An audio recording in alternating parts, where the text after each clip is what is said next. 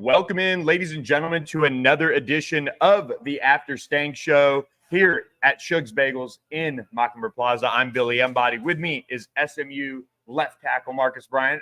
Marcus, thanks for joining us. Yes, sir. It's good to be here. You guys come out and get a, opening win of AAC play. You beat Charlotte 34-16. Let's start there. How important was it to start out with a win in conference play, kind of bounce back from last week's? It was good because we were just starting to figure out who we are, with running the ball and stuff like that. And I feel like it was just a good kickoff, and I feel like we can go win the conference championship.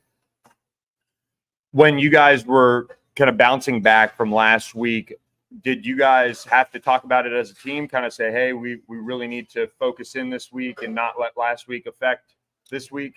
Yeah, we did a lot of moving on. We fixed a little bit of stuff that we messed up last week, and we just had to get our mindsets right for the next week and move on from that. And when it comes to the offensive line tonight, you were rotating it with PJ Williams, kind of you guys, Tyron, working that rotation. Tell me a little bit about that plan for you guys as you guys go through the season and trying to stay fresh. It's really important because we all get banged up. We all just need to stay healthy, and rotating us throughout the game will really keep us healthy throughout the season. When it comes to what you guys were able to accomplish tonight, you guys opened that second half with that Jalen Knighton touchdown run. How encouraging was that to see him break away for that 95-yard touchdown run? Man, it was exciting, bro. It was like really explosive. It was really just good to see because we haven't had like a long touchdown run this year like that, and it was just really good to see and a nice start. When it comes to the offensive line as a unit, how have you guys felt you guys have done so far this year? You guys didn't have Justin Osborne tonight, as he kind of tries to grind through that injury he's having. I feel like we're doing pretty well. We have great practice habits. We tend to play fast and physical. Jail's battling through his stuff. I think he'll be back for the ECU game. We just needed him to rest up for this week, and I feel like we're gonna be the best offensive line in the AAC. When we look at what you guys have accomplished throughout the first 5 games of the season, where do you feel like this team is as you guys now enter the bye? Which is crazy to think about. You go one conference game and all of a sudden they hit you with a bye. But yeah, here we are. I feel like we're growing every game. We have a little adversity with OU and TCU, but I still feel like we're growing as a team, and I feel like every game we're just gonna get better. To have kind of a weird game kind of hit you guys today. I mean, there were, one-play drives. There were short fields, penalties here and there. What's it like going through a game like that? I mean, you guys usually are around 70-plus plays. I think tonight, 55 or so. I looked up at one point. Just kind of one of those weird games. How do you stay focused and locked in on assignment? You just never fold. You just never blink. You just got to keep your head down and don't really think about just sitting out for a long time because the second half I didn't really get in, so I was kind of like it was kind of like boring, but like you just got to stay locked in. So, when you looked at SMU this season, are you guys aren't where you want to be yet, right? I mean, what do you guys have to do now that you guys go into the bye week? You've got to try and address certain things with the team. Just focus on details, stay focused on the main goal, and that's winning the championship, and just go 1-0 each week. And this Charlotte team, let's talk about this game a little bit more. They add a bunch of transfers, kind of like you guys in a way. Yeah. But that defensive line that was no joke. They kind of got pressure at times on Preston and things like that. But you guys were still able to go well over 200 yards rushing. What was that defensive line matchup like? I mean, I don't know if you could compare it, but kind of compare it against an OU at TCU. What was that kind of competition level like? I feel like that's one of the best DNs we'll play this year. They were really good off the edge, and I just think we just got after them and made them tap out. Billy Embody here at Shug's Bagels with Marcus Bryant, continuing our conversation. Again, check us out, the After Stangs Show, and check out Shug's After Hours. You get bagels, you get sandwiches, all those things until 2 a.m. pretty much every night of the week. And Marcus, now that you guys have gotten past this, is it kind of one of those like weights off the shoulder a little bit? You know, you don't want to let last week beat you, but now you get past it. Now you can kind of, I mean, Nelson Paul after the game was like, I'm looking forward to that massage tomorrow for the bye week. I just feel like it was a good game, good team, and good time to go 1-0 and start off the conference. But I feel like we just gotta focus on the details during this bye week and get ready for ECU. To go into conference play, you get 1-0. Obviously, you guys have preached that 1-0 each week mentality. But as you look back on 1, 2, and 2 league play, you guys still have the conference goal in front of you going to a championship game.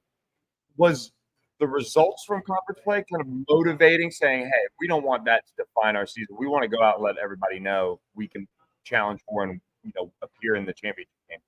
Yeah, we knew there was going to be times where adversity hit, whether it was a win or loss. But I just think this 1-0 really stamped us, and I feel like we're going to grow as a team each week. When you got ready for this season, what were the biggest areas that you sat down and said, I need to get better at X, I need to get better at Y? Where do you feel like you have personally really grown this season?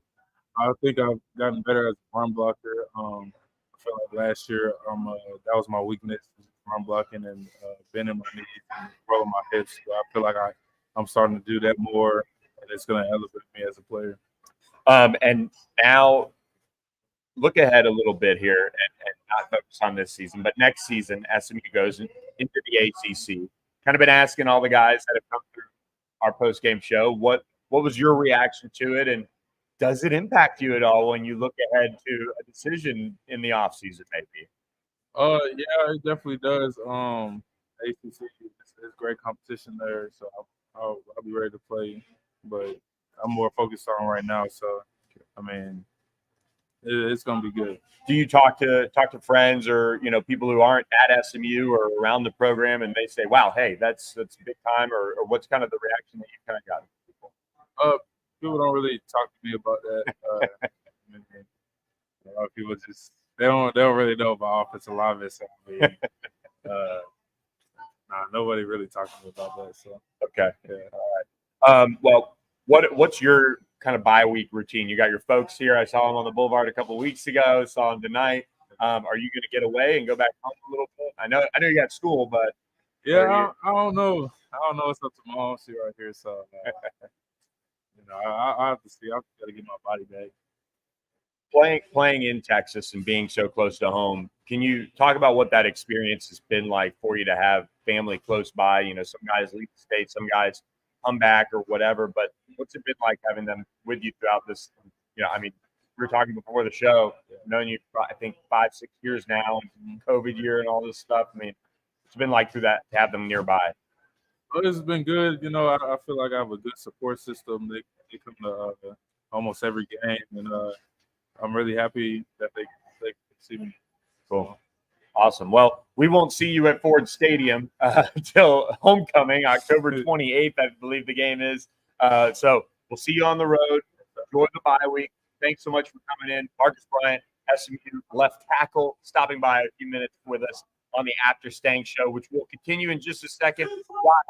As we go into the bye week, be sure to stop by Shug's. You're going to have time next Saturday to swing through campus in Mockingbird Plaza, pick up a bagel, pick up have you had Shug yet? Yeah, I'm here almost every day. So. Okay, what's your go-to?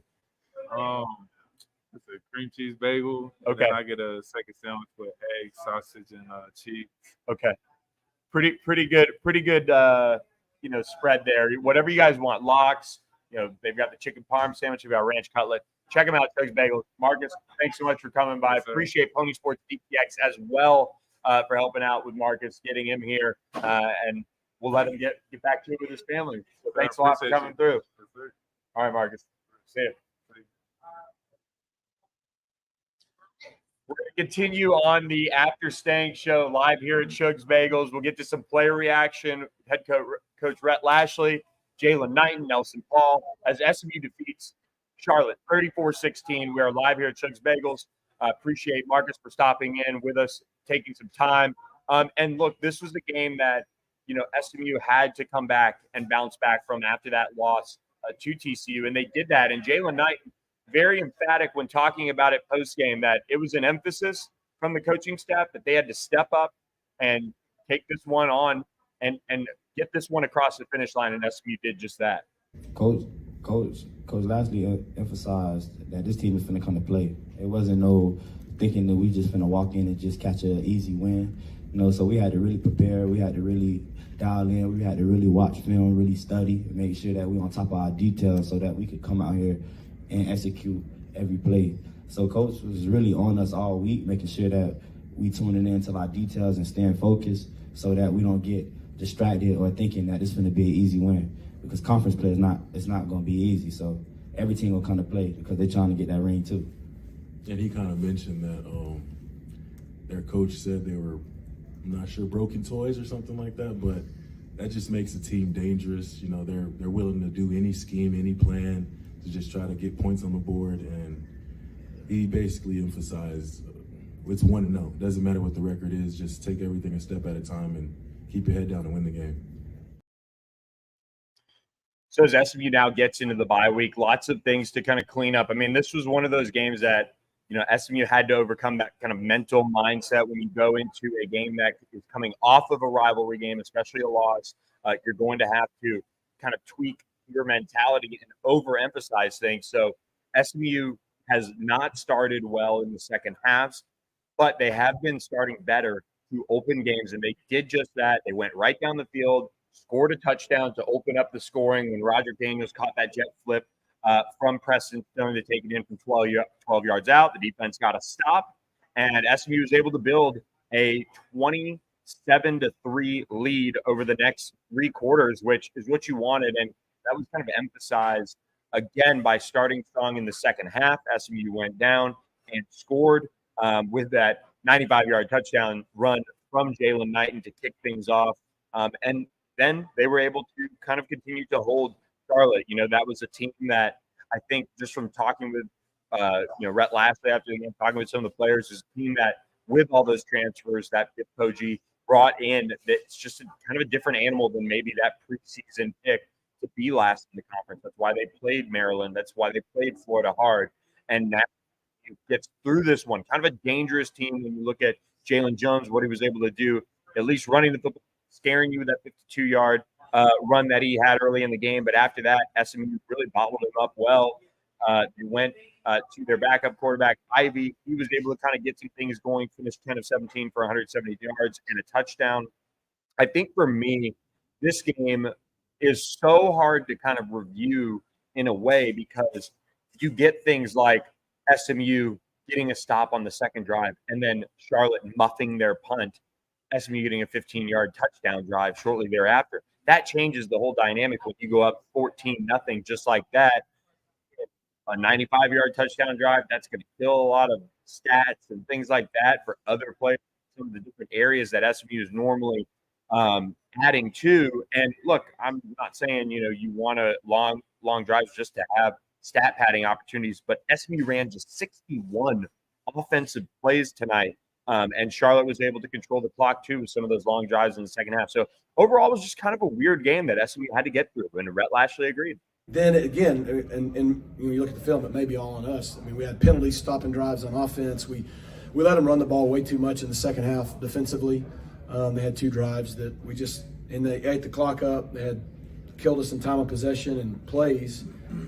But hey, anytime you can come away with a double-digit conference win, you're going to be happy, and we're really happy and excited going to the bye week 1-0 in the league. And to kind of emphasize how kind of weird this game was, some injuries popped up, obviously, for SMU. They did not have Justin Osborne, which was pretty much expected. He was pretty gimpy in practice this week. LJ Johnson, the running back, was not able to go. Brandon Crosley, who was questionable this week, wasn't able to go.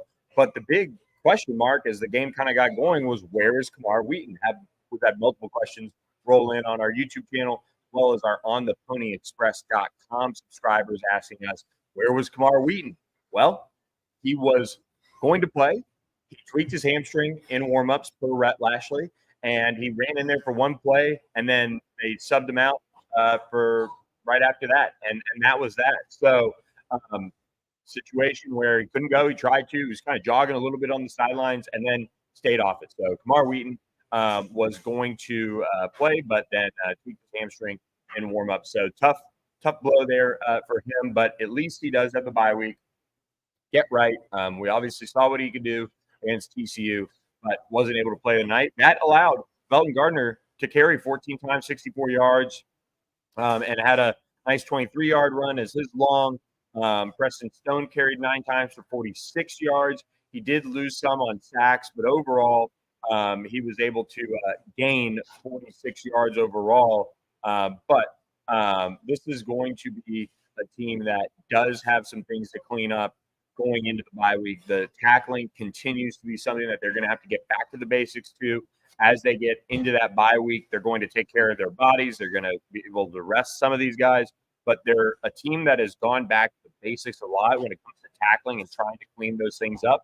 And the same goes for penalties. But honestly, SMU has not been a team that has really been kind of killed by penalties this season. So, and let me just say this, some of the officiating, I mean, if you're looking at SMU moving on to the ACC, one of the reasons you can be happy about that is that you can get away from AAC officiating. This is one of those games where the official couldn't even spit out what was actually being reviewed, how, why, all those things. So for SMU, some of those penalties were just bizarre. We saw the block in the back on Jalen Knighton's 95-yard touchdown run picked up when, in fact, the guy tripped and Jordan Hudson was just happened to be around him.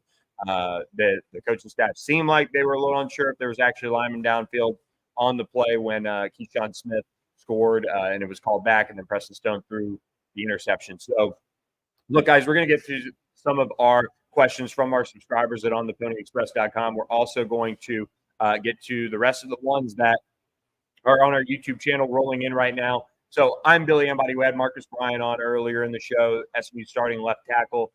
He was here hanging out for a bit, talking about the game. So check that out on the replay when you get a chance to. But we are live on location, Shug's Bagels, for their after hours.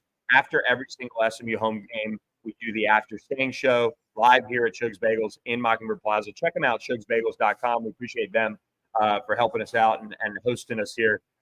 SMU owned as well, so that's always a positive. You can check them out and get their bagels. Trust me, they're in this bye week for SMU. They don't play again until Thursday, October 12th, I believe, at East Carolina.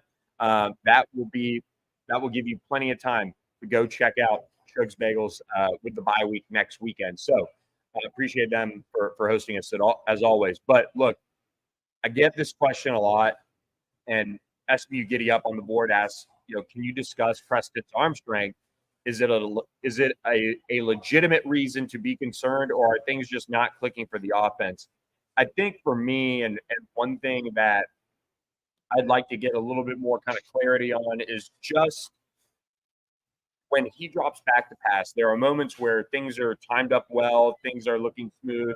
I think the bootleg game is a prime example of that. But then you get into some of these longer developing pass plays, and you struggle at times to see when he retreats and kind of buys time. And I understand, having played the position, what Preston is trying to do, where he's almost trying to set up his offensive line to pick up a block because he's going to scramble the other way, or he's going to bait the defensive lineman to keep going upfield, and then he's going to step up. But too often we've kind of seen him fade a little bit.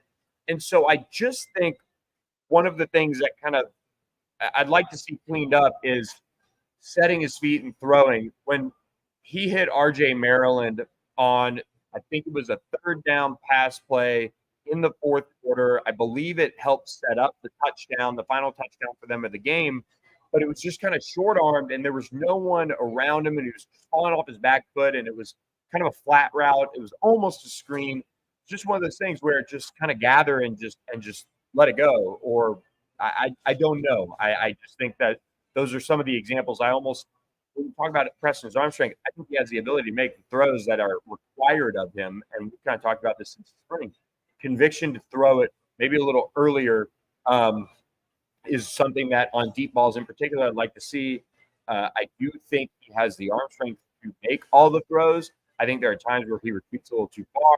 Again, you got to like really rewatch and kind of compare notes because sometimes you can see things happen and you see them once or twice and you say, well, gosh, that's just killing the offense. Well, who knows? I mean, those are certain plays that might not actually have stacked up and killed the offense. There are things to work on that might not be perfect, but I don't know how to feel about it because I think some of it is just so much of, hey, step and throw and make a very under control delivery when it comes to just completing a pass because sometimes it gets kind of too out of hand and things like that with some of the falling off the back foot, things like that. But just like Preston Stone, this team isn't a finished product. You get the question in Coucham was what percentage of the full offensive package has been implemented? I don't think we've had this discussion since the June Jones era, where I think he said there's only 10% of the offense installed. But look, I think SMU has full complement of the offense, and I think some of the players they talked about this week, which were Hudson, for example, who's a friend of the program here, hasn't been able to pick it all up yet in terms of everything they want to do, but they're still working on that. That's why the bye week is huge and critical and a big opportunity for that. And look, Jalen Knighton, adamant, this team is not a finished product, and they're still ready to keep going. Oh, you definitely right with that. We still got things that we could get better on. Like we still could get better as a unit on the offensive side and the defensive side, and on the special teams unit. We still can get better. We still got to come in like that's what I'm saying. The bye week we still got to get right because we're not complete yet. We still got little errors that we have to work on, but it still can be fixed.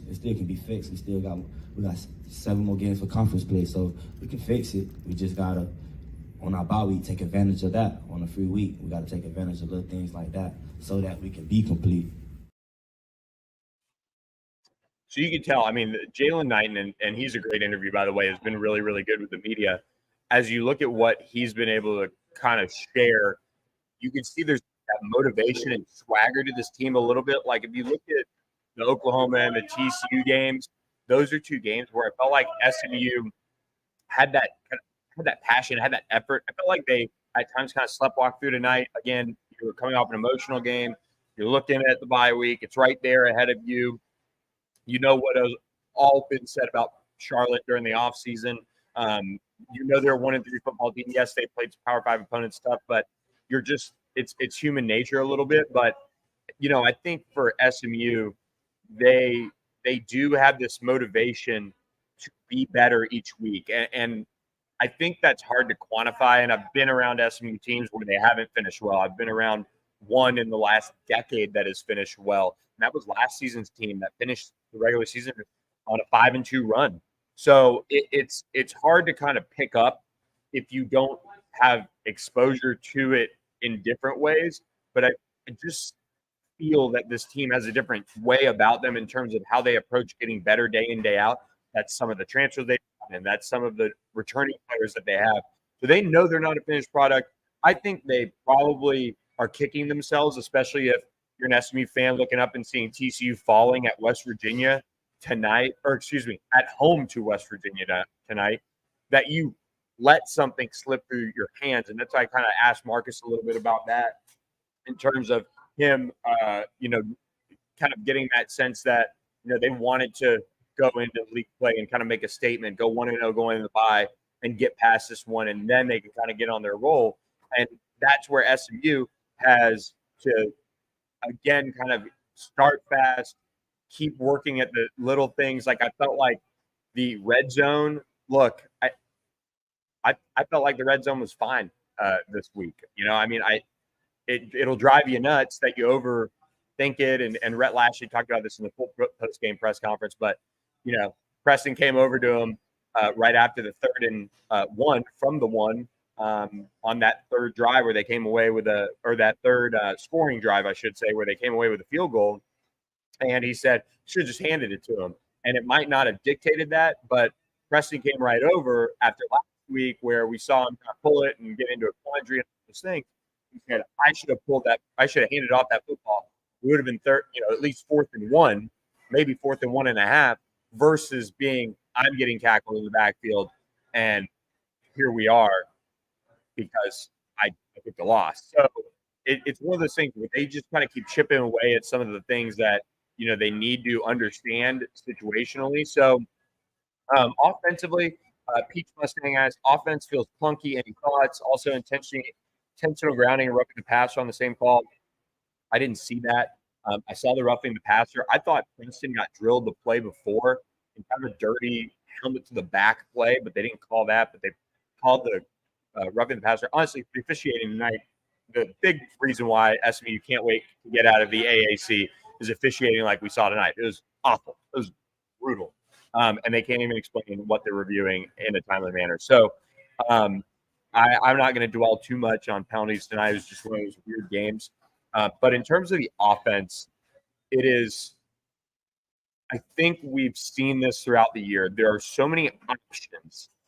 But I felt like SMU was in a little bit better of a situation this week with how they kind of divvied up. And I don't have the snap counts, but it just felt like the touches. And mind you, SMU was still able to get completion 8 different receivers, one of them being the jet flip to Roger Daniels, of course. But you have this offense that has gone from double-digit touches basically every single week this season to 8 receivers, and you have Jalen Knighton being one of the receivers. So I got the feeling like we saw a little bit of Romello Brinson. He had that one along the sideline where I think they called it that he was juggling it or something. But it was a really weird game overall offensively, but I felt like the receiver rotation, it felt a little bit more natural. Jordan Hudson, I keep saying this. They have got to get him on the field more and just let him do or die. He is a young, talented, uber competitive receiver. Just let him go and let him do what he does best. He caught a little screen on one of his receptions and turned it into a 10-yard gain. And that's one of those things that he can do because he's so explosive. And so I think Ashby McDonald on the YouTube channel makes a great point. It's always tough playing a bunch of under 500 teams or playing under 500 teams that have a bunch of good players. And Marcus and I, when we were walking in, we kind of felt the same way. Like, this is a Charlotte team that added a ton of transfers in the offseason, and we saw them play some kind of middle of the road Power 5 teams, but they played them really tough when they were literally picked basically to finish, with one win. And who knows, they might, but they don't have the talent of a one-win team right now. So FW Silver asks, what might it take for a QB change? I don't know. I mean, Preston Stone absolutely going out there and laying an egg at East Carolina and then on the road at Temple. I think they're at Temple the next week. I mean, I think we're far off from that conversation. I mean, you can look at tonight and say 135 yards passing, but you also had one drive start on the 15, you had one drive start on the 42, and you had one drive that went 95 yards on one run by Jalen Knighton. So it's a game where you're also running 61 plays. It's just bizarre. The whole game was choppy, bizarre between the penalties, field position, all those things. It was just one of those weird games. So that doesn't mean Preston's perfect. That doesn't mean there's not room for improvement. But he has to throw, in my opinion, with more conviction down the field earlier. There are opportunities to make plays down the field. I felt like the opening deep shot to Jordan Curley was a prime example. Just let it go a little bit earlier. Instead, they're making a contested play at the back of the end zone. Just lay it out there. He's still one of the fastest guys on the team. He hasn't had the season anybody has wanted for him, but just lay it out there for him. He's got the wheels to go get it. And Danny SMU asks, is the receiver rotation causing some players to not click with the offense? Seems like only Bailey is the one who is playing consistently. So I agree with you. I thought we were going to see more of Roger Daniels this season, and tonight was a good opportunity for him to get into the game a little bit more and get those opportunities. especially the jet flip and just involving him a little bit more. He had a nice punt return. I know he had a gaff on another where he caught it inside his own 10, but still he's kind of starting to find that little bit of a niche in this offense again. But I do think the rotation is not necessarily hurting them as far as clicking, and this might not make sense, but it is hurting them in terms of getting into a rhythm and not knowing, hey, when am I coming out? When am I going to go back in? Who's up? Who's next? They have talented receivers. They legitimately have 8 guys caught passes tonight, one of them being Jalen Knighton. Well, you could swap in Romello Brinson for one of those, and you feel really good about that group and saying, yeah, that guy should probably play. That guy should probably play. Even what Romello did against OU, that I thought he was going to kind of have a coming out party after that. But you have this rotation of receivers that stays consistent, and they rotate them. They try to keep them fresh. They do that on the offensive line here or there with P.J. Williams playing a little bit more tonight. Justin Osborne's obviously out there trying to get him healthy. But there's just so much rotating going on. You're just like, hey, man, like maybe it's time to go back to just riding with 3 or 4 or 5 receivers and just saying, we're going to run you guys into the ground. Jake Bailey, Roderick Daniels, slot, Jordan Curley, Jordan Hudson, Bucci Dixon, Keyshawn Smith. If I was probably doing a top 4, that would probably be it. And then you just ride with them. Some formations you're going to bring in RJ Maryland and Nolan Matthews Harris. You might have Stone Eby out there. So just kind of that, if you were going to whittle it down, that's how it would happen. And I think it might help. So that is one of the things that is kind of a tough situation for SMU to be in overall when it comes to figuring out what to do with all these receivers and how to keep them happy. It's not the passes; it's almost the snaps. So it's a very interesting scenario, kind of there to go with. We'll finish this up on the team side of things. We'll touch on a little bit recruiting, and then we will get you guys out of here. But I'm Billy Embody. We're here at Shug's Bagels in Mockingbird Plaza. Here after every single home game, broadcasting live. We'll have a player here with us each post game. And then we do it from the comfort of my own home, the After Stangs Show, when SMU is on the road or from a stadium near you. Peruna Cox 22 on the Pony Express message board asks, how do you feel about the defense's future, losing some big pieces on the line and some big pieces in the secondary? He's talking about losing David Levelston, Elijah Chapman, and they are losing Nelson Paul, and they are losing Jordan Miller. Elijah Roberts has another season, and then they're losing Charles Woods, Chris Megginson, and Jonathan McGill in that secondary. And actually, McGill has another year. It's Brandon Crosley. I always get this screwed up, but it's Brandon Crosley who's out of eligibility. So in terms of big picture, I think this is a defense that you're going to see them continue to reload with the transfer portal. SMU has crushed it with NIL.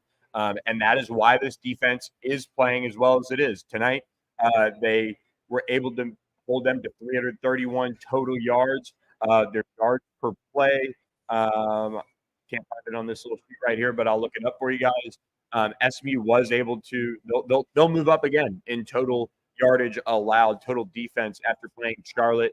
And they allowed 2.5 yards per play.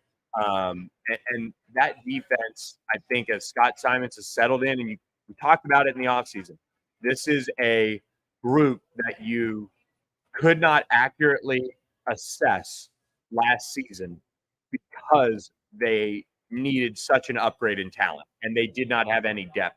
So you bring back some key pieces. They have some young talent that's coming up.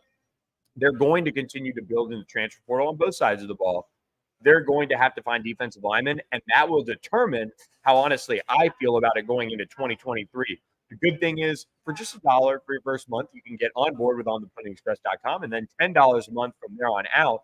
And the transfer portal window will have you covered with all the inside scoop on who the Mustangs are going after. So, shameless plug there. But that leads into this. Any insight on how some of the visits are going so far this weekend? SMU is hosting one of the top prospects in the state of Texas for an official visit, and that is Derek McFall, who's actually committed to UCLA, all the way out in Los Angeles, is where he's currently committed to go play his college football. And Derek McFall is a guy that SMU slowly and quietly built a relationship with over the last couple weeks and months since he committed to UCLA, which, by the way, he never visited LA before making that decision. But here we are. Welcome to high school recruiting. The 4-star prospect is on the verge of being a top 10 athlete in the entire country. He's knocking on the door of being a top 300 prospect. The 5'10", 185-pound senior from Tyler, Texas, is on SMU's campus this weekend with his entire family. Keenan Hall is leading the way on that recruitment, trying to get him locked in to flip over to the Mustangs. So we'll be keeping a close eye on Derek McFall. Be sure to check back on Sunday for more on his official visit and where things stand for the Mustangs. But big official visitor on campus. We'll have more recruiting notes as well for our ontheponyexpress.com subscribers. So check those out. We are still awaiting big recruiting news that we hinted at on the site a couple weeks back. It is still a go. And Rhett Lashley even referenced it. He's expecting more guys to jump on board here soon. So with that, guys, we're going to wrap up this edition of the After Stangs Show. We're live at Shug's Bagels. Shutting it down, though. Check out After Hours. Go to shugsbagels.com. You can order online, pick it up, or you can order delivery as well. So appreciate them for always having us and shutting this one down. It's the bye week for SMU. They go into it 3-2 overall, 1-0 in AAC play after a 34-16 win in Ford Stadium against Charlotte. So appreciate all you guys listening. Hit the subscribe button to our YouTube channel and look for this on your podcast platforms after we upload it. Hope everybody has a great weekend, and we'll catch you next time on the next After Stangs Show with ontheponyexpress.com.